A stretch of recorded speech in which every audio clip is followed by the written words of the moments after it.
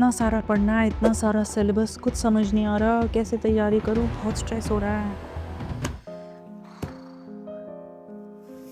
काश कोई ऐसा होता जो बोलते जाता, मैं सुनते जाती और सब याद हो जाता। क्या ऐसा हो सकता है? काश पढ़ना भी मैगी बनाने जितना इजी होता तो मजा आ जाता। पापा ने बोला था एग्जाम सेंटर टाइम से चले जाना, 4 घंटे पहले आ गए। अब क्या करें? ट्रैवल टाइम के दौरान टाइम पास के अलावा कुछ और भी हो सकता है? इन्हीं सारे सवालों का जवाब है रिवीजन पॉडकास्ट। लेकिन शुरू करने से पहले एक स्टैट्यूटरी वार्निंग, सावधान, ये पढ़ाई करने का मजेदार तरीका हो सकता है, इसकी लत लग सकती है। बताना मेरी जिम्मेदारी थी, बाकी आपकी चॉइस है। हेलो बच्चा पार्टी, दिस इज अर्चना राठी और मैं आपके लिए लेकर आई हूँ रिवीजन पॉडकास्ट। तो बोर्ड्स अभी राउंड द कॉर्नर है, इसीलिए मैंने पहले चूज़ किए हैं 12th के पॉडकास्ट, ताकि बोर्ड वाले बच्चों को भी इसमें हेल्प मिल जाए। तो मैम, पहला चैप्टर कौन सा लेकर आए हो? पहला चैप्टर आज मैं लेकर आई हूँ आपके लिए ऑर्गेनिजम्स एंड पॉपुलेशंस। जी हाँ, जो इकोलॉजी की सबसे पहली यूनिट है। तो चलिए स्टार्ट करते हैं बिना देरी किए। तो ऑर्गेनिज्म पॉपुलेशन की बात हम करते हैं तो सबसे पहले हम बात करेंगे लेवल्स ऑफ इकोलॉजी की। तो एनसीईआरटी कहती है 4 मेन लेवल होते हैं इकोलॉजी के। सबसे बेसिक है ऑर्गेनिज्म, जिससे मिलकर बनता है पॉपुलेशन, पॉपुलेशन से मिलकर बनेगा कम्युनिटी, और फिर आता है बायोम। जब ऑर्गेनिज्म की बात करते हैं, that is the basic unit of ecology. और जब ऑर्गेनिज्म के लेवल पर इकोलॉजी को पढ़ते हैं तो हम बात करते हैं फिजियोलॉजिकल इकोलॉजी की, माने कि कोई भी ऑर्गेनिज्म किस तरह से अपने एनवायरनमेंट से कोप अप करता है, दैट इज फिजियोलॉजिकल इकोलॉजी। चलिएगा बात करते हैं पॉपुलेशन की। पॉपुलेशन क्या है? एक ही स्पीशी के मेंबर्स का जो ग्रुप हो गया, दैट इज पॉपुलेशन। अब बड़ी सारी ऐसी बातें हैं जो कि हम ऑर्गेनिज्म के लेवल पर एक्सप्लेन नहीं कर सकते, उसे समझाने के लिए हमें पॉपुलेशन की बात करनी पड़ती है, और जिन्हें हम कहते हैं पॉपुलेशन एट्रीब्यूट्स। तो क्या हैं ये population attributes? Birth rate, death rate, sex ratio, population density and age pyramids. तो पहले बात कर लेते हैं बर्थ रेट की। किसी भी पॉपुलेशन में पर कैपिटा इंडिविजुअल कितने बर्थ्स हो रहे हैं, इसे हम बर्थ रेट कहते हैं। तो फॉर्मूला कैसे होगा? सवाल आएगा तो कैसे निकालेंगे जी? Delta N upon N delta T. Delta N क्या है? जो बदलाव हुआ है पॉपुलेशन साइज में। एन क्या है? Initial population size. और टी क्या है? टाइम। फिर आता है डेथ रेट। डेथ रेट क्या हुआ? Number of deaths per capita individuals किसी भी पॉपुलेशन में। इसको निकालने का भी सेम फॉर्मूला बनता है, delta N upon N delta T. फिर आता है हमारा सेक्स रेशो। किसी भी पॉपुलेशन में, किसी भी आबादी में नंबर ऑफ फीमेल्स कितनी है ओवर मेल्स, उसे हम सेक्स रेशो कहते हैं। फिर बात करते हैं एज पिरामिड्स की। ये बड़ा इंटरेस्टिंग टॉपिक है। किसी भी पॉपुलेशन में जब हम उसे एक ग्राफ के माध्यम से समझाने की कोशिश करते हैं कि कोई पॉपुलेशन कैसी है, वो बढ़ेगी, घटेगी, या वो स्थिर रहेगी, स्टेबल रहेगी, ये एज पिरामिड है। अब एज पिरामिड समझाते हैं तो यहाँ 3 तरह के इंडिविजुअल्स पॉपुलेशन में आते हैं। पहला होता है प्री रिप्रोडक्टिव इंडिविजुअल्स। जी हाँ, छोटे बच्चे जो रिप्रोड्यूस नहीं कर सकते हैं, प्यूबर्टी की एज पर नहीं पहुंचे हैं। फिर आते हैं रिप्रोडक्टिव इंडिविजुअल्स, जो प्यूबर्टी की एज को पहुंच गए हैं और रिप्रोड्यूस कर सकते हैं। और फिर आते हैं हमारे पोस्ट रिप्रोडक्टिव इंडिविजुअल्स। जी हाँ, हमारे प्यारे प्यारे बुढ़े। जी हाँ, जो कि बहुत ज़रूरी हैं। तो ऐसी पॉपुलेशन जिसमें छोटे बच्चे सबसे ज़्यादा हों, यानी कि प्री रिप्रोडक्टिव इंडिविजुअल्स मैक्सिमम हो, वो बनता है हमारा ट्रायंगुलर एज पिरामिड। जी हाँ, और ट्रायंगुलर एज पिरामिड में पॉपुलेशन हमेशा कैसी होगी? पॉजिटिव ग्रोथ दिखाएगी, यानी कि हमेशा एक्सपैंडिंग होगी, समय के साथ बढ़ती ही चली जाएगी, जैसे हमारा भारत। और फिर दूसरा पिरामिड आ जाता है हमारा बेल शेप्ड पिरामिड, जहाँ पर जो बच्चे हैं वो लगभग उतने ही हैं जितने जवान लोग हैं, यानी कि जितने प्री रिप्रोडक्टिव इंडिविजुअल्स हैं उतने ही लगभग रिप्रोडक्टिव इंडिविजुअल्स हैं। तो ऐसी जो आबादी है वो स्थिर रहती है, स्टेबल रहती है, ना तो ये बढ़ेगी ना ही घटेगी। यानी कि ऐसी पिरामिड में आपको पॉपुलेशन ग्रोथ नहीं देखने को मिलेगी, स्टेबल रहेगी। और फिर आता है हमारा घड़े की शेप का, यानी कि अर्न शेप्ड पिरामिड। यहां बच्चे कम होंगे। अभी की पीढ़ी में जवान लोग ज्यादा हैं, अगली पीढ़ी जो बनेगी उसमें जवान लोग कम होंगे, क्योंकि इस पॉपुलेशन में बच्चे सबसे कम हैं। यानी कि ऐसा पिरामिड जहां पर प्री रिप्रोडक्टिव इंडिविजुअल्स से कम हैं, तो समय के साथ क्या होगा? पॉपुलेशन घटती चली जाएगी, यानी कि डिक्लाइनिंग पॉपुलेशन होगी, और पॉपुलेशन ग्रोथ क्या होगी? नेगेटिव। तो हमें मिलेगा अर्न शेप्ड पिरामिड। तो ये यहाँ पर ध्यान रखने वाली बात है कि किस पिरामिड में किस तरह की शेप आपको मिलेगी। इस पर बनता है बढ़िया क्वेश्चन। फिर आता है पॉपुलेशन डेंसिटी। जी हाँ, पॉपुलेशन का घनत्व कितना है, माने पर यूनिट स्क्वायर कितने लोग किसी एरिया में रहते हैं, ये डिफाइन करता है पॉपुलेशन डेंसिटी को। पॉपुलेशन डेंसिटी को नापने के भी 4 तरीके हैं: indirect count, relative density, total number and biomass cover. तो सबसे पहले बात करते हैं टोटल नंबर की। आपने जनगणना तो सुनी होगी, जनगणना होती है तो वहां पर प्रॉपर नंबर काउंट होता है, और ये सबसे अप्रोप्रिएट मेथड होता है पॉपुलेशन को नापने का। पर इसे आप हर जगह तो अप्लाई नहीं कर सकते। आपको किसी तालाब में मछलियां बतानी है कितनी हैं, तो क्या आप एक एक मछली को पकड़ के टोटल नंबर काउंट बता पाओगे? नहीं। तो यहाँ पर पिक्चर में कौन आ जाती है?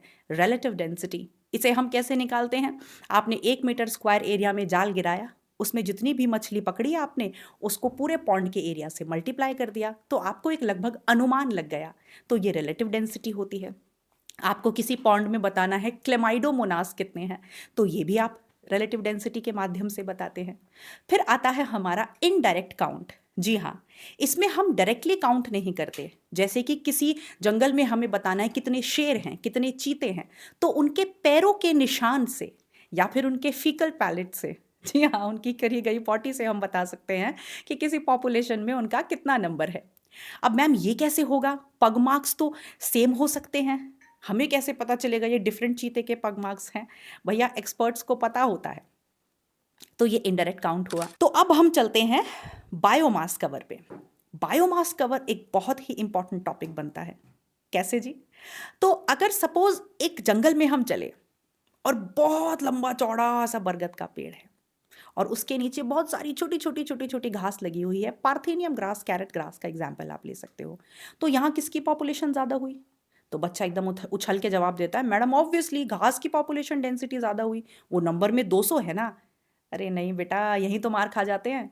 बरगद का पेड़, एक अकेला पेड़ 200 पे भारी है। तो इस कंटेक्स्ट में जहां एक लंबे चौड़े बरगद के कंपैरिजन हम छोटी छोटी घास के साथ कर रहे हैं, यहां नंबर के कंटेक्स्ट में पॉपुलेशन डेंसिटी बताना बिल्कुल बेईमानी हो जाता है। तो भटकना नहीं है, यहां पॉपुलेशन डेंसिटी बरगद के पेड़ की ज्यादा है क्योंकि उसका जो बायोमास है वो बहुत बहुत बहुत ज्यादा है 200 घास से। तो ये बहुत इंपॉर्टेंट टॉपिक यहां से बनता है। तो पॉपुलेशन क्या हुई और पॉपुलेशन के एट्रीब्यूट्स क्या हुए, ये तो आया समझ। अब बात करते हैं पॉपुलेशन ग्रोथ की। जब हम पॉपुलेशन ग्रोथ की बात करते हैं तो 4 ऐसे फैक्टर्स हैं जो उसको कंट्रोल करते हैं। सबसे पहला आ जाता है नेटालिटी। किसी भी पॉपुलेशन में कितने नंबर ऑफ बर्थ हो रहे हैं उसे हम कहते हैं नेटालिटी। फिर आता है मॉर्टालिटी। किसी भी पॉपुलेशन में कितने डेथ हो रहे हैं उसे हम कहते हैं मॉर्टालिटी। फिर आता है इमिग्रेशन, आई वाला, IMMI, इमिग्रेशन। किसी भी पॉइंट ऑफ टाइम पे किसी पॉपुलेशन में कितने लोगों की एंट्री हो रही है उसे हम इमिग्रेशन कहते हैं। और फिर आता है एमिग्रेशन, ई वाला, एग्जिट वाला। किसी भी टाइम पर किसी पॉपुलेशन से कितने लोग जा रहे हैं, ये एमिग्रेशन होता है। तो ये चारों फैक्टर मिलकर पॉपुलेशन ग्रोथ को कंट्रोल कर रहे हैं। कैसे कर रहे हैं? इसका फॉर्मूला होता है NT+1 is equal to NT plus B+I minus D+E। जहां पर अगर हमें यह बताना है कि किसी पर्टिकुलर टाइम पर कितनी पॉपुलेशन में ग्रोथ हुई है, तो जो पहले की पॉपुलेशन है, इनिशियल पॉपुलेशन है, हम उसमें कुछ जोड़कर बताते हैं। क्या जोड़कर बताते हैं? B+I minus D+E। अब ये क्या है मैम? बी क्या है बेटा? Birth rate, that is natality. I क्या है? Immigration entry. माइनस किस में से करेंगे? Death rate, mortality, plus the emigration exit. तो सपोज करते हैं कि अगर जितने टोटल बंदे किसी पॉपुलेशन में पैदा हुए और बाहर से आए उनको हमने जोड़ लिया B+I। जितने पॉपुलेशन में बंदे मरे और पॉपुलेशन को छोड़कर चले गए उनको हमने जोड़ लिया D+E। अब कंपेयर करते चलते हैं। यहाँ 3 केस बनते हैं बड़े मजेदार। अगर B+I की वैल्यू D+E से ज्यादा होती है सो ऑब्वियसली बेटा पॉपुलेशन क्या होगी? बढ़ेगी, यानी कि पॉपुलेशन ग्रोथ होगी पॉजिटिव। अगर B+I D+E से कम है तो यानी कि पॉपुलेशन घटी है, तो ग्रोथ क्या हो जाएगी? नेगेटिव। और अगर B+I D+E के बराबर हो जाता है तो ग्रोथ नहीं होगी, पॉपुलेशन स्टेबल बनी रहेगी। तो ये हो गए हमारे factors controlling the population growth. अब कोई ऐसा एरिया जो पहले से पूरा बसा हुआ है खचाखच, जैसे कि दिल्ली। अब दिल्ली जैसे इलाके में जो प्रॉपरली कॉलोनाइज्ड एरिया है, बसा बसाया एरिया है, वहां पर दो फैक्टर्स इंपॉर्टेंट कंट्रोल करते हैं, दैट इज नेटैलिटी और मोर्टैलिटी। तो in a already colonised area, birth rate यानी कि आप कह सकते हो मोर्टैलिटी और नेटैलिटी मोस्ट इंपॉर्टेंट फैक्टर्स होते हैं जो ग्रोथ को कंट्रोल करते हैं। लेकिन ऐसा एरिया जहां अभी लोग पहुंचे ही नहीं हैं, अभी वो कॉलोनाइज हो रहा है, अभी वो बसेगा, तो ऐसे एरिया में सबसे इंपॉर्टेंट फैक्टर होता है immigration. So the most important factor which controls population growth in newly colonised area is immigration. अब हम डिस्कस करते हैं ग्रोथ के मॉडल्स को। हम ग्रोथ को दो तरह से एक्सप्लेन कर सकते हैं, एक्सपोनेंशियल ग्रोथ और लॉजिस्टिक ग्रोथ। लेकिन वो समझने से पहले तीन ऐसे फैक्टर्स हैं जिनको समझना बहुत ज़रूरी है। सबसे पहला है आर वैल्यू क्या होती है। आर वैल्यू को हम डार्विनियन फिटनेस भी कह देते हैं, इसे intrinsic rate of natural increase भी कह देते हैं, फेकंडिटी रेट भी कह देते हैं, रिप्रोडक्टिव फिटनेस भी कह देते हैं, बायोटिक पोटेंशियल भी कह देते हैं, इन्नेट पोटेंशियल भी कह देते हैं। ये है क्या? अगर आप किसी प्राणी को, किसी ऑर्गेनिज्म को सारे रिसोर्सेज दो और फेवरेबल कंडीशन दो, तो वो मैक्सिमम कितने बच्चे पैदा कर सकता है, यानी कि उसकी मैक्सिमम रिप्रोडक्टिव फिटनेस क्या है, ये उसकी आर वैल्यू होती है। फिर दूसरा इंपॉर्टेंट टर्म जो ग्रोथ मॉडल्स में आता है, that is the carrying capacity, के वैल्यू। जैसे हमारे माता पिता की अपनी एक कैपेसिटी होती है, भैया 500 रुपये तुम्हारी पॉकेट मनी है, इससे ज़्यादा हम नहीं देंगे। ऐसे ही इकोसिस्टम की भी अपनी एक कैपेसिटी होती है कि मैं इतने ही बंदों को सपोर्ट कर सकता हूं और इतनी ही बंदों को मैं रिसोर्सेज प्रोवाइड करा सकता हूं। तो साइंटिफिक टर्म में हम कैसे डिफाइन करेंगे? Maximum number of individuals and ecosystem can support, that is called as the carrying capacity. Suppose किसी इकोसिस्टम की कैरिंग कैपेसिटी 100 है, वो 100 बंदों को सपोर्ट कर सकता है। अगर उसमें अभी 70 बंदे हैं, 70 इंडिविजुअल्स हैं, यानी कि उस इकोसिस्टम का पॉपुलेशन साइज 70 है, तो अभी भी पॉपुलेशन बढ़ सकती है, यानी कि ऐसे इकोसिस्टम में आपको पॉजिटिव ग्रोथ देखने को मिलेगी। लेकिन अगर जो पॉपुलेशन साइज है वो 100 हो गया, जितने बंदों को वो सपोर्ट कर सकता था वो 100 पूरे हो गए, अब इकोसिस्टम हाथ खड़ा कर देगा, बोलेगा बस, तो अब ग्रोथ 0 हो जाएगी। अगर आपने ज़बरदस्ती उस इकोसिस्टम में 140 बंदों को जो है एडजस्ट कर दिया, तो फिर इकोसिस्टम क्या कहेगा? छटनी करेगा, कहेगा भैया इतने तो हमारे पास रिसोर्सेज हैं ही नहीं। तो फिर क्या होगा? वहाँ तगड़ा कंपटीशन देखने को मिलेगा, पैरासिटिज्म, प्रिडेशन, सब कुछ देखने को मिलेगा। उससे क्या होगा? पॉपुलेशन ग्रोथ नेगेटिव हो जाएगी। तो ये हुई कैरिंग कैपेसिटी। अब हम बात करते हैं एक और बड़े इंटरेस्टिंग से फैक्टर की, दैट इज एनवायरमेंटल रेजिस्टेंस। अब भैया हर प्राणी क्या चाहता है कि मैं मैक्सिमम बच्चे पैदा कर दूं, इस धरती पर बस मेरी ही प्रजाति रहे। हर प्राणी यही चाहता है, पर ऐसा हो तो नहीं पाता ना।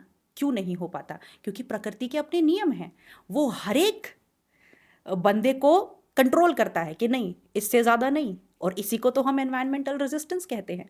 सोच के देखिए, अगर हर एक प्राणी को ये स्वतंत्रता मिल जाए, ये फ्रीडम मिल जाए कि करो भैया जितने बच्चे पैदा कर रहे हैं, तो प्रकृति की तो बैंड बज जाएगी ना। तो ऐसे वो सारे फैक्टर्स जो किसी भी ऑर्गेनिज्म को उसकी आर वैल्यू को अचीव करने से रोकते हैं और पॉपुलेशन साइज को सीमा में रखते हैं, लिमिट में रखते हैं, उन सारे फैक्टर्स को हम एनवायरमेंटल रेजिस्टेंस कहते हैं, जैसे कॉम्पिटिशन, जैसे प्रीडेशन, जैसे पैरासिटिज्म और जैसे लिमिटेड रिसोर्सेज। क्या मैम इसको कैलकुलेट करने का कोई फॉर्मूला है? जी हाँ है। Environmental resistance is equal to K minus N upon K, जहाँ एन पॉपुलेशन साइज है और के कैरिंग कैपेसिटी है। कई बार फॉर्मूलेज में इसको 1 माइनस एन अपॉन के लिखा रहता है, एक ही बात है, के माइनस एन अपॉन के कह लो या 1 माइनस एन अपॉन के कह लो। चलिए अब चलते हैं ग्रोथ मॉडल्स पर, अब उनको वो हमें बेहतर समझ आएंगे। तो एक्सपोनेंशियल मॉडल की अगर हम बात करते हैं, तो एक्सपोनेंशियल ग्रोथ हमें तब देखने को मिलती है जब रिसोर्सेज अनलिमिटेड होते हैं। अरे मैडम, अभी तो आपने कहा कि नेचर में रिसोर्सेज लिमिटेड होते हैं। भैया हमेशा नेचर में अनलिमिटेड रिसोर्सेज नहीं होते, ये कंडीशंस कभी कभी बनती हैं, जैसे बरसात का मौसम। बरसात का मौसम मच्छरों के लिए मज़ेदार होता है, तो जब बरसात आई तो मच्छरों के लिए अनलिमिटेड रिसोर्सेज लाई। और उस दौरान वो दबा के बच्चे पैदा करते हैं, यानी कि अपनी मैक्सिमम आर वैल्यू को अचीव करते हैं। ऐसे ही सड़ा हुआ पानी, पॉल्यूटेड पानी, सीवेज से भरा हुआ पानी कुछ साइनोबैक्टीरिया के लिए बड़ा मज़ेदार माहौल होता है, अनलिमिटेड रिसोर्सेज का माहौल होता है। तो वो पॉपुलेशन अपनी मस्त तरीके से इंक्रीज करते हैं, अपनी आर वैल्यू को अचीव करने की कोशिश करते हैं। तो बरसात के मौसम में जो इंसेक्ट पॉपुलेशन में आपको ब्लूम देखने को मिलता है और पोल्यूटेड पानी में जो आपको एल्गल ब्लूम देखने को मिलता है, ये बेहतरीन एग्जाम्पल बनता है आपका एक्सपोनेंशियल ग्रोथ का। तो एक्सपोनेंशियल ग्रोथ को अगर हम ग्राफ की फॉर्म में प्लॉट करें तो हमें एक जे शेप्ड ग्राफ मिलता है, जहां पॉपुलेशन साइज बढ़ता ही चला जाता है। और अगर हम इसकी इक्वेशन की बात करें तो इसकी डिफरेंशियल इक्वेशन होती है dn/dt is equals to Rn, जहां R आप सब जानते हैं R वैल्यू है, जिसे कई बार हम b माइनस डी भी कह देते हैं, birth rate minus the death rate. यानी कि आप सिंपल ये भी कह सकते हैं dn/dt is equals to b minus D into N. चलिए अब बात करते हैं लॉजिस्टिक ग्रोथ की। लॉजिस्टिक ग्रोथ नेचर में नेचुरली देखने को मिलती है, क्योंकि ये हम कब एक्सप्लेन करते हैं, लिमिटेड रिसोर्सेज की कंडीशन में, और नेचर में तो रिसोर्सेज लिमिटेड ही होते हैं। इसीलिए हम कहते हैं कि जो लिमिटेड ग्रोथ है वो वाकई में एक्चुअल ग्रोथ कर्व है, रियल ग्रोथ कर्व है। तो यहाँ पर हम बेटा एनवायरमेंटल रेजिस्टेंस पिक्चर में ले आते हैं, क्योंकि आर वैल्यू को अचीव लिमिटेड रिसोर्सेज करने नहीं देते हैं। तो आपको अपने आसपास नेचर में जो ग्रोथ देखने को मिलती है कॉमनली, वो लॉजिस्टिक ग्रोथ है। और इसमें एक एग्जाम्पल और बन जाता है, लेबोरेटरी में एक पेट्री डिश के ऊपर जब बैक्टीरिया को ग्रो कराते हैं तो वो भी लॉजिस्टिक ग्रोथ का ही एग्जाम्पल बनता है। अब इसमें अगर हम ग्राफ प्लॉट करते हैं तो हमें एक सिग्मोइड ग्राफ मिलता है, एस शेप्ड ग्राफ मिलता है, जब टाइम और पॉपुलेशन साइज के बीच में उसको ड्रॉ करते हैं। तो शुरुआती जो फेज होती है उसे हम लैग फेज कहते हैं, यानी कि शुरुआत में अभी ऑर्गेनिज्म रिसोर्सेज को इस्तेमाल करना सीख रहा है और अभी ग्रोथ थोड़ी स्लो है शुरुआती। फिर एकदम से आती है एक्सपोनेंशियल फेज, लॉग फेज, जब तेजी से पॉपुलेशन साइज बढ़ता है। और फिर एक छोटी सी ग्रेजुअल डिक्लाइनिंग फेज आती है, माने पॉपुलेशन बढ़ती चली जानी चाहिए थी, पर यहाँ तो ऐसा नहीं होगा ना, यहाँ तो एनवायरमेंटल रेजिस्टेंस होगी, लिमिटेड रिसोर्सेज होंगे। तो एक छोटी सी डिक्लाइनिंग फेज आएगी जब रिसोर्सेज खत्म होने वाले होंगे, और जब रिसोर्सेज खत्म हो जाएंगे तो अल्टीमेटली हमें एक सीधी लाइन मिलती है जिसे हम स्टेशनरी फेज कहते हैं या एसिम्पटोट कहते हैं, जहां रिसोर्सेज खत्म हो गए हैं और अब कोई ग्रोथ नहीं होगी, ग्रोथ जीरो होगी। अगर हम इसकी डिफरेंशियल इक्वेशन की बात करते हैं तो वो हो जाएगी dn/dt is equal to Rn, और पिक्चर में अब एनवायरमेंटल रेजिस्टेंस की एंट्री हो गई है तो उसे हम मल्टीप्लाई करेंगे, यानी कि k माइनस एन अपॉन के। तो dn/dt बराबर Rn into k minus N upon K. So this is the logistic growth. अब बात करते हैं लाइफ हिस्ट्री वेरिएशंस की। डार्विन साहब कहते हैं कि हर एक ऑर्गेनिज्म ये चाहता है कि वो अपनी मैक्सिमम रिप्रोडक्टिव फिटनेस को अचीव कर ले, अपनी प्रजाति के नंबर को बढ़ाए। तो ऐसा करने के लिए हर एक ऑर्गेनिज्म की स्ट्रैटेजी अलग अलग होती है। जैसे सबसे पहले हम यहाँ डिस्कस करते हैं ब्रीडिंग टाइम को। कुछ ऑर्गेनिजम्स ऐसे होते हैं जिन्हें लगता है कि वो अपनी पूरी जीवन में अगर केवल एक बार ही बच्चे पैदा करें, एक बार ही रिप्रोड्यूस करें, तो वो बेहतर रिप्रोडक्टिव फिटनेस दिखा सकते हैं। जैसे बांस का पेड़, बैम्बू का प्लांट, चाहे उसका जीवन काल कितना भी हो, उसका लाइफ स्पैन 100 साल का हो, 80 साल का हो, पर उस पे फूल एक ही बार आता है और रज के फूल आता है, और जब पेड़ फूल से भर जाता है तो फिर उसकी डेथ हो जाती है। ऐसे ही यहाँ दूसरा एग्जाम्पल बनता है पैसिफिक सैल्मन फिश का, जो कि एक मछली है, वो भी अपने पूरे जीवन काल में एक ही बार रिप्रोड्यूस करती है। तो यहाँ पे breeding time once in a life time हो गया। पर हम यहाँ सैल्मन फिश की बात कर रहे हैं तो सैल्मन भाई की भी तो कुछ लोग ऐसे भी हैं जो रिप्रोड्यूस नहीं भी करते। तो चलिए नेक्स्ट फिर बात करते हैं, कुछ ऐसे प्राणी हैं जो अपने जीवन काल में बहुत बार रिप्रोड्यूस करते हैं, बहुत बार ब्रीड करते हैं, जैसे रेप्टाइल्स हो गए, मैमल्स हो गए, बर्ड्स हो गए। फिर दूसरी स्ट्रैटेजी आती है कि किस साइज के बच्चे पैदा करने हैं। तो कुछ ऑर्गेनिजम्स को लगता है कि छोटे साइज के ज़्यादा बच्चे पैदा करते हैं, उससे हमारी जो प्रजाति है वो बढ़ेगी, जैसे ऑयस्टर्स, जैसे पेलेजिक फिश। और कुछ ऑर्गेनिजम्स को लगता है कि बड़े साइज के कम बच्चे पैदा करते हैं वो बेहतर तरीके से सरवाइव करेंगे, जैसे हम मैमल्स, जैसे कि सारे रेप्टाइल्स, बर्ड्स। तो ये बड़े साइज के कम बच्चे पैदा करते हैं। चलिए, तो अब लास्ट टॉपिक हमारा इस चैप्टर का शुरू होता है, दैट इज पॉपुलेशन इंटरैक्शंस। तो एक पॉपुलेशन में जो ऑर्गेनिजम्स हैं वो अलग अलग तरह से एक दूसरे से इंटरैक्ट करते हैं, वो कॉम्पीट कर सकते हैं, वो प्रीडेट कर सकते हैं, म्यूचुअलिज्म दिखा सकते हैं, कमेंसलिज्म दिखा सकते हैं, अमेंसलिज्म दिखा सकते हैं। तो चलिए सबसे पहले बात करते हैं कंपटीशन की। कंपटीशन है माइनस माइनस इंटरैक्शन, जहां दोनों ही स्पीशीज को नुकसान होता है। अब कंपटीशन भी दो तरह का हो सकता है, intra specific and inter specific. अगर वो एक ही सेम स्पीशीज के बीच में है तो इंट्रा, अगर डिफरेंट स्पीशीज के बीच में है तो इंटर। ज्यादा खतरनाक कौन सा है? घर की लड़ाई। यानी कि intra specific competition is more severe than inter specific competition. पर डार्विन साहब कहते हैं कि जब हम सर्वाइवल ऑफ द फिटेस्ट की बात करते हैं, नेचुरल सिलेक्शन की बात करते हैं, तो पिक्चर में इंटर स्पेसिफिक कंपटीशन आ जाता है। यानी कि the most important force for evolution is inter specific competition.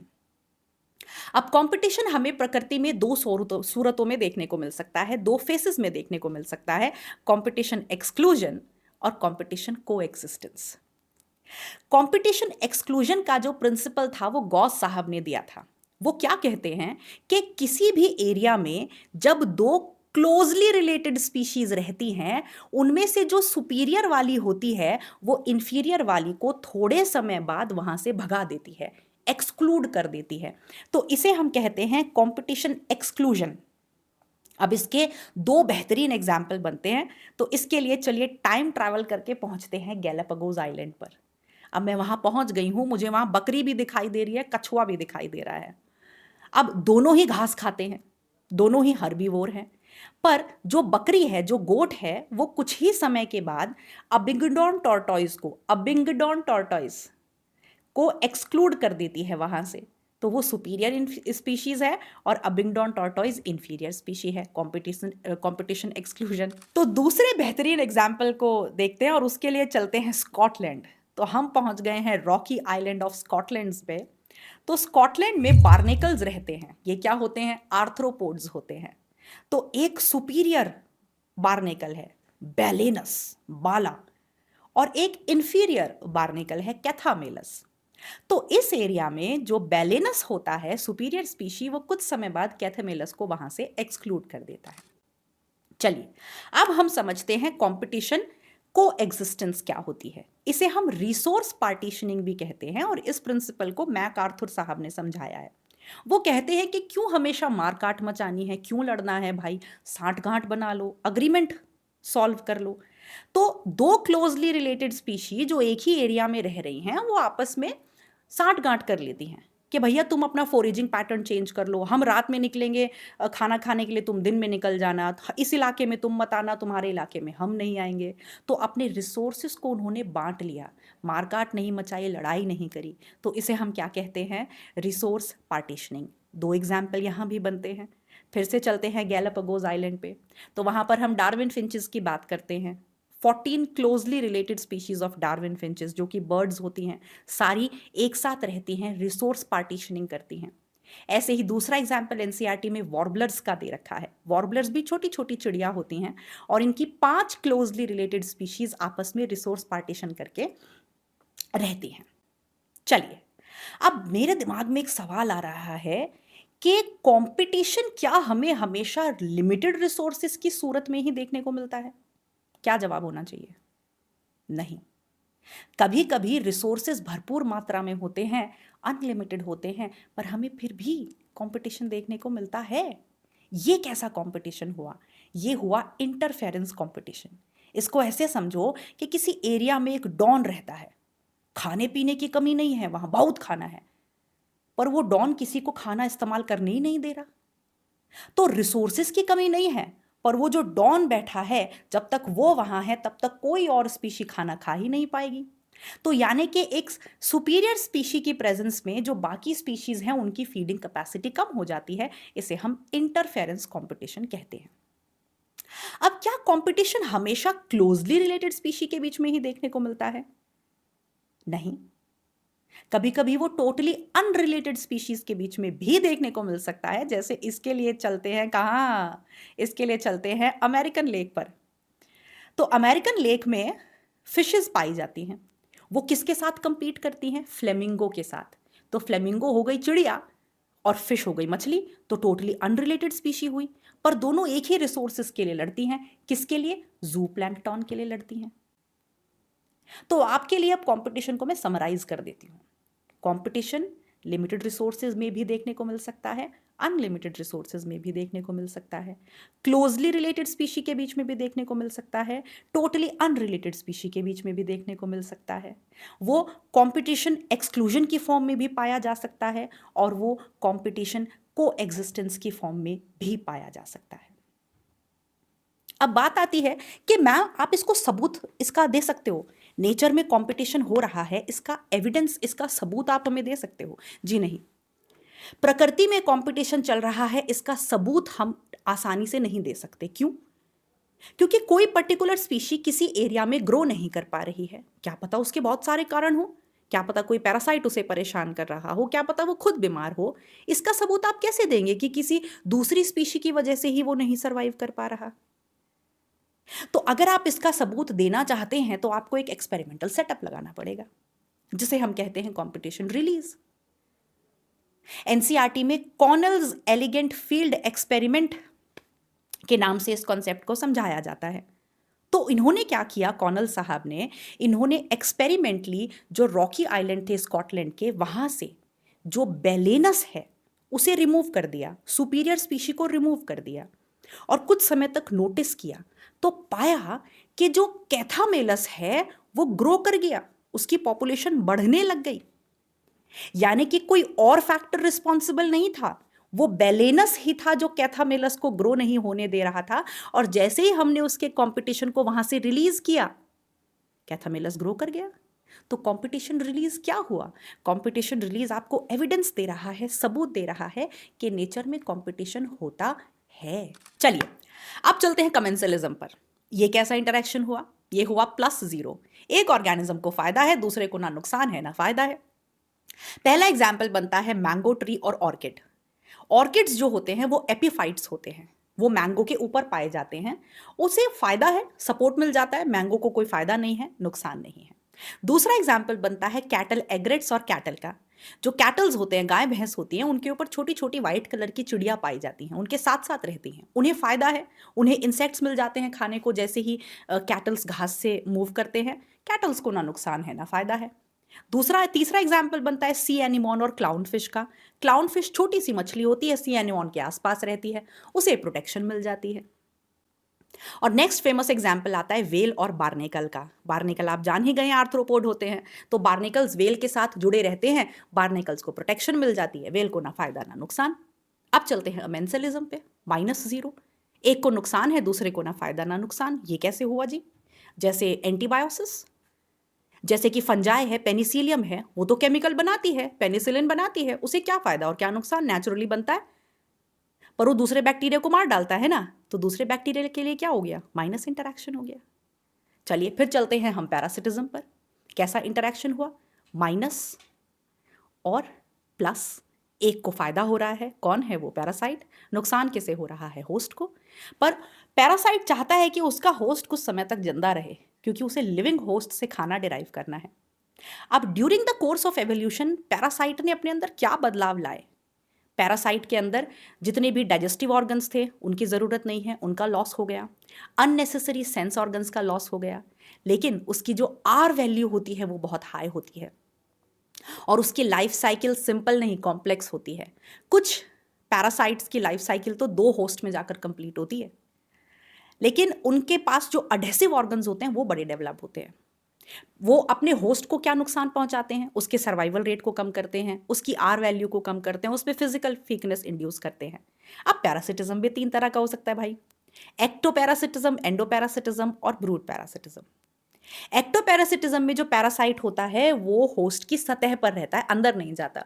जैसे कि बालों में जुएं पड़ गई, जैसे कि डॉग्स जो होते हैं उनको जुएं पड़ गई, ये सारे एक्टोपैरासाइट होते हैं।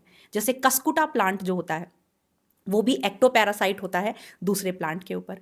कुछ एंडोपैरासाइट्स होते हैं, वो होस्ट के शरीर के अंदर चले जाते हैं, जैसे कि वायरसेस, बैक्टीरिया। और एक होता है ब्रूड पैरासिटिज्म, पेरेंटल केयर का पैरासिटिज्म। अब जो कोयल होती है वो कौवे के घोंसले में अपना अंडा दे देती है, अब कौवा क्या करता है, उसे अपना समझ के उसकी पेरेंटल केयर करता है, तो ये भी पैरासिटिज्म हो गया, ब्रूड पैरासिटिज्म। चलिए अब हम चलते हैं प्रीडेशन पे। प्रीडेशन कैसा इंटरैक्शन हुआ, माइनस प्लस। प्रीडेटर शिकारी को फायदा है और शिकार को नुकसान है। शेर खा गया डियर को, जो चिड़िया है उसने बीज खा लिया, तो बीज यहां पर प्रे है। तो ये एग्जाम्पल्स बनते हैं प्रीडेटर और प्रे के। अब जो प्रीडेटर्स हैं उनका होना प्रकृति में बहुत जरूरी है। ऐसा हमें लगता है प्रीडेटर बुरा है, शेर ने हिरण को खा लिया, पर अगर शेर नहीं होगा तो बहुत नुकसान होगा इकोसिस्टम को। इसका सबसे बेहतरीन जो रोल हम एक्सप्लेन कर सकते हैं यहाँ पे कि प्रीडेटर्स जो हैं वो भी किसी भी इकोसिस्टम में स्पीशी डाइवर्सिटी को मेंटेन करते हैं। अब इसको समझने के लिए चलते हैं अमेरिकन पैसिफिक कोस्ट पर। वहां पर एक मछली पाई जाती है, पिसास्टर फिश। जब उसको वहां से एक्सपेरिमेंटली रिमूव किया गया, वो वहां की नेचुरल प्रीडेटर है, तो पाया गया कि वहां पे 10 इनवर्टिब्रेट स्पीशीज एक्सटिंक्ट हो गई। अगर आप किसी इकोसिस्टम से शेर को गायब कर देंगे तो वहां हिरन ही हिरन बढ़ जाएंगे, फिर बाकी सारे जो हर्बीवोर्स हैं वो वहां से एक्सटिंक्ट होने लगेंगे। So predators are very important to maintain the species diversity. दूसरा, प्रीडेटर्स जो होते हैं वो प्रे पॉपुलेशन को कंट्रोल में रखते हैं। जो चीता है वो डियर की पॉपुलेशन को कंट्रोल में रखेगा। इसके लिए एक बहुत बेहतरीन एग्जाम्पल एनसीईआरटी में है। चलते हैं ऑस्ट्रेलिया में, सन 1920 की बात है।